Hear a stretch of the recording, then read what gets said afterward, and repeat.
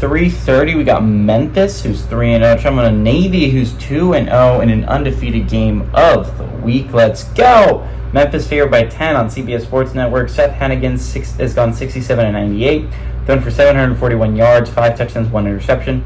Mario Anderson Jr. has had 41 carries for 203 yards and 4 touchdowns, and Rock Taylor's had 11 catches for 164 yards. Blake Horvath for the Midshipmen has gone 12 of 21, thrown for 220 yards, 3 touchdowns, 1 interception. He also leads his team on the ground with 22 carries for 155 yards and 3 touchdowns. Eli Heidenreich has had 8 catches for 172 yards and 3 touchdowns. Memphis is 6-3 against Navy all time. Last 5 games have gone to Memphis from 2019 to 2023.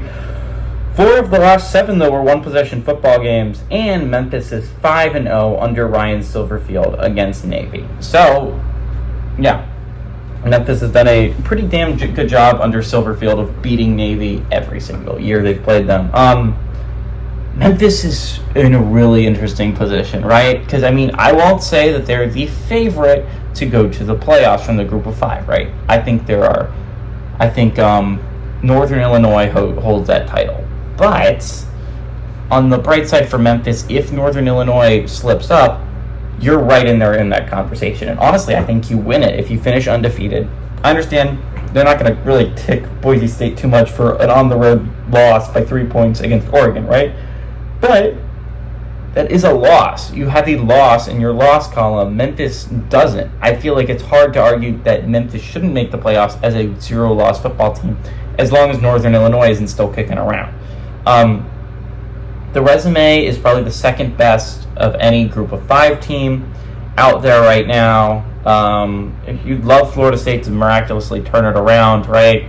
Because now that's a win you'd love to see age well. UNLV is an interesting team that you're going against, right? Because UNLV has a win over Kansas and Houston, and that's 2 Power 4 victories over your 1. But if you're Memphis, you'd love to see Kansas and Houston flounder down the stretch and Florida State kind of turn it around and get it going down the stretch. But Memphis is an interesting position. You just have to win out and hope a little things go your way. But Memphis is in a great spot to be that group of 5 representative. On the other hand, for Navy's a surprise 2-0 football team. I think we all expected them to win week 1. Again, they were playing nobody. And week 2, they were playing not a great football team. So I think Navy's a 2-0, but it's a little bit of a fraudulent 2-0. You got a bye last weekend. Navy played Memphis close last week. And as much as I say it's a fraudulent 2-0, I do think Navy's a solid football team this year. I think Blake Horvath has done a phenomenal job of running this offense. I think Navy's defense is solid. Memphis is coming off a big win, right? And there should be a little bit of a letdown here.